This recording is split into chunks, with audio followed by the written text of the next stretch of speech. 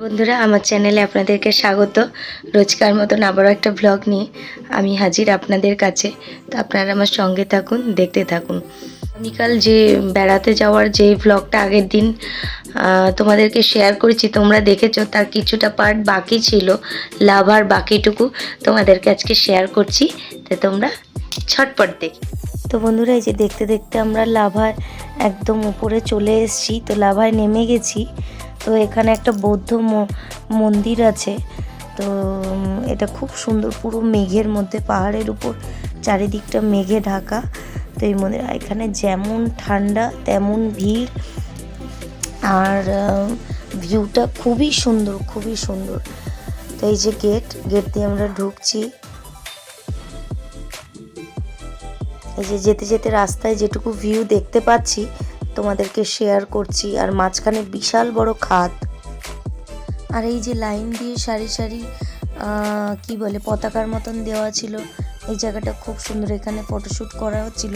আর এই যে খাদটা দেখেছো সামনে তোমরা কত বড়। তো তারপর আর একটু সামনের দিকে আমরা এগিয়ে যাচ্ছিলাম, আর ঠান্ডাও সেরকম, আর চারপাশের ভিউটাও খুব সুন্দর।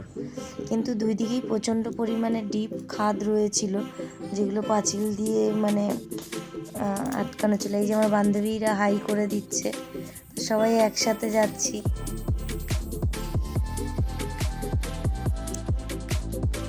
তো এই যে মন্দিরটার একদম সামনে চলে এসেছি। এটা সম্ভবত কোনো বয়েজ হোস্টেল বা এখানে পড়াশোনা করা হয়। তো আরও উপরে মন্দির, অনেকটাই চলে এসেছি, আরও যেতে হবে। তো এবার একদম ফাইনালি টপ থেকে ভিউটা তোমরা দেখো। আমরা ওই নিচে ছিলাম, ওই নিচ থেকে কোথায় উঠে এসেছি। তো আর দেখো, এবার বুঝতে পারছো কি না, এই যে পাহাড়ের প্রতি মেঘগুলো কেমন ভেসে ভেসে যাচ্ছে দেখো। মানে আমি যতটা পেরেছি তোমাদের ক্যাপচার করে দেখানোর চেষ্টা করেছি। আর এরপর এই যে এই মন্দিরটায় চলে এসেছি। তো মন্দিরটার ভেতরটাও একদম শান্ত, চুপচাপ, কোনো আওয়াজ নেই, কিচ্ছু নেই। ভেতরটা খুবই সুন্দর। জুতো খুলে বাচ্চারা আগে দৌড়ে চলে গেছে। তারপরে এই যে আমরা যাচ্ছি, এই যে বৌদ্ধ মন্দিরগুলো, মন্দিরটা খুব সুন্দর। দেখো চারিদিকটা কীরকম মানে সুন্দর করে সাজানো রয়েছে। এই যে দেখো, তোমরা দেখলেই বুঝতে পারবে। এই যে প্রসাদ দেওয়া রয়েছে।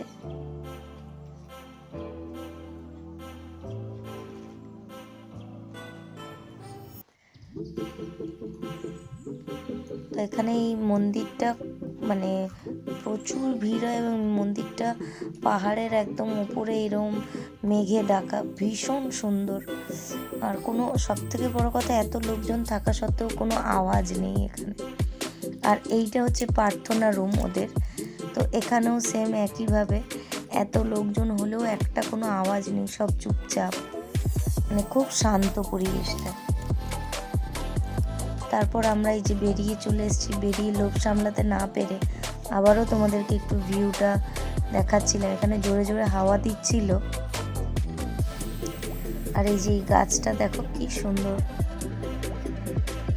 আমি তো ওই গাছটা দেখে লোভ সামলাতে না পেরে একটু ভিডিও করেছি। ওখানে কিছু কিছু গাছ দেখেছি একদম অন্যরকম, মানে ঘর সাজানোর জন্য। এই যে এটা একদম তার উপরে রুফটপ থেকে যতটা পেরেছি তোমাদেরকে দেখাচ্ছি। পুরো পাহাড়টা মেঘে ঢাকা একদম।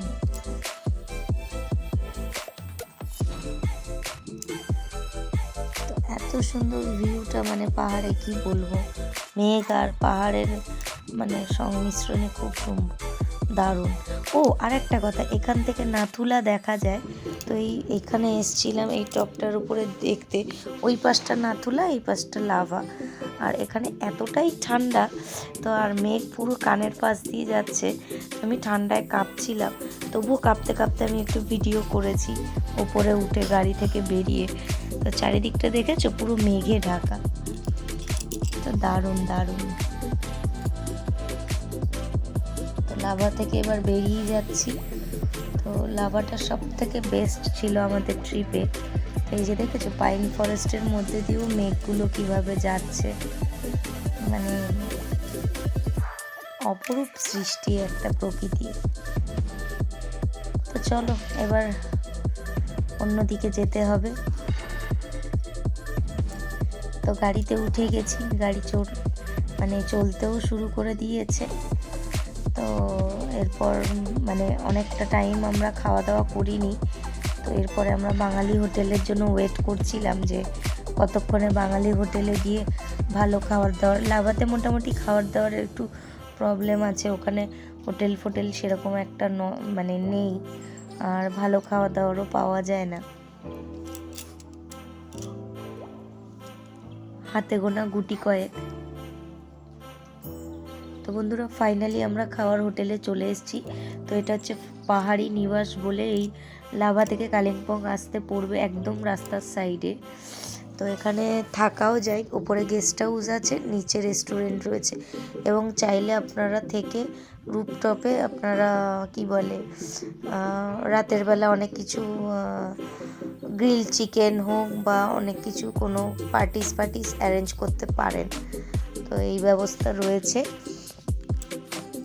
আর এই যে এখানে এই হোটেলটা প্রথম ওপেনিং হয়েছে, আমরা সেই মুহূর্তে গেছি। তো ওনারা 10 মিনিট টাইম নিয়েছিলেন খাবার বানাতে। তো এই যে ওখানকার দাদারা সব ব্যস্ত ছিলেন। তো এই যে এটা ওনাদের কিচেন।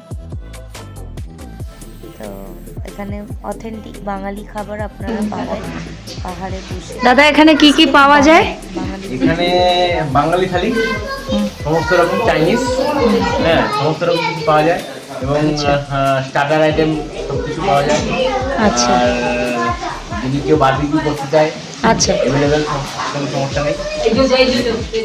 তো এই যে বন্ধুরা তোমরা তো শুনেই নিলে দাদার মুখ থেকে কি কি যায়।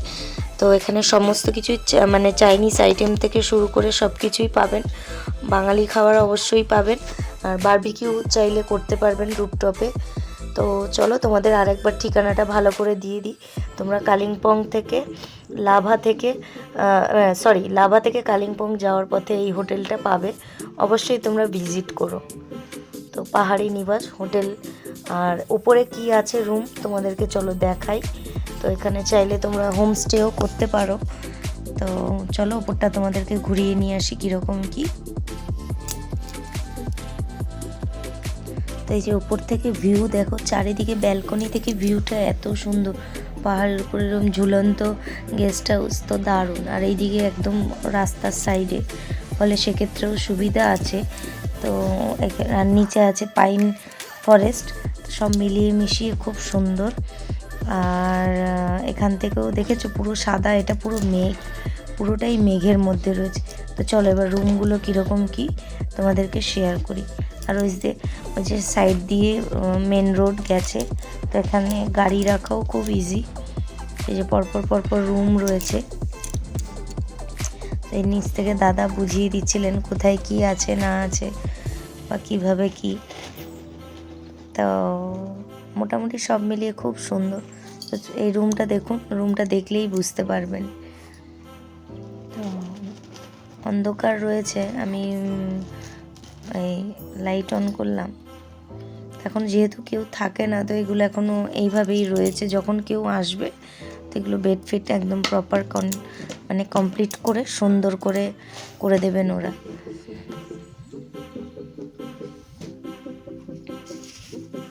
আর এই যে এই পাশে বাথরুমটা শেয়ার করলাম, প্লাস এই দেখো এদিকেও একটা ব্যালকনি আছে। তো যেটা আমি প্রথমে বুঝতে পারি, এই দেখো এই ব্যালকনিটাও খুব সুন্দর। ব্যালকনি থেকে ভিউটা দেখো, উফ, মারাত্মক সুন্দর, মারাত্মক, কি বলবো। নিচের দিকে তাকালে যদিও বা ভয় করছে, বাট ব্যালকনিটা সত্যি খুব সুন্দর। তো এবার আমরা ছাদে যাচ্ছি, ছাদে উঠে তোমাদেরকে দেখাচ্ছি যে ওদিকের ভিউটা কেমন। আর এটা এখনও ইনকমপ্লিট রয়েছে, তো তৈরি হচ্ছে পুরোটাই। তো যখন কমপ্লিট হবে বিষয়টা খুব সুন্দর হবে। এই যে ছাদে চলে এসেছি, ছাদ থেকেও ভিউগুলো দেখো খুবই সুন্দর। চারিদিকটা দেখো পুরো সাদা, যেন ধোঁয়া, অন্ধকার এরকম, মেঘে এতটাই চারিদিকটা ছেয়ে রয়েছে, কি বলবো, পাহাড় দেখাই যাচ্ছে না।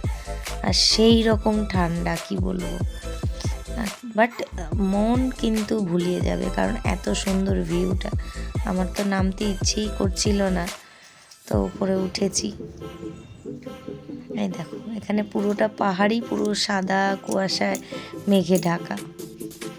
এই উপর থেকে তোমাদের ভিউটা কেমন হয় আরেকবার দেখিয়ে দিচ্ছি, ভালো করে দেখে নাও। কোনো দিন তোমরা আসলে এখানটা অবশ্যই ভিজিট করবে। তো এই যে উপরে রুফটপ থেকে নেমে চলে এসেছি।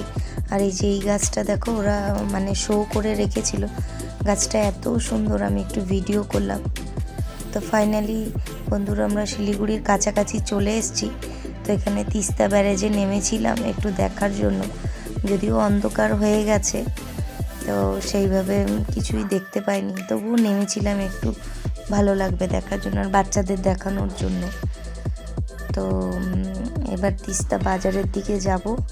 তো এই যে তিস্তা বাজারে চলে এসেছি, এখানে বিভিন্ন রকমের মাছ, পকোড়া, নুডলস, তারপরে বিভিন্ন রকমের ভাজা, তারপরে বিভিন্ন রকমের মাছের ডিশ, বিভিন্ন রকম। তো আমি প্রথম দেখলাম এরকম ওপেন ফিশ ধরে রান্না হয়, সেটা পরিবেশন করা হয়। তো বিশাল বড় বাজার।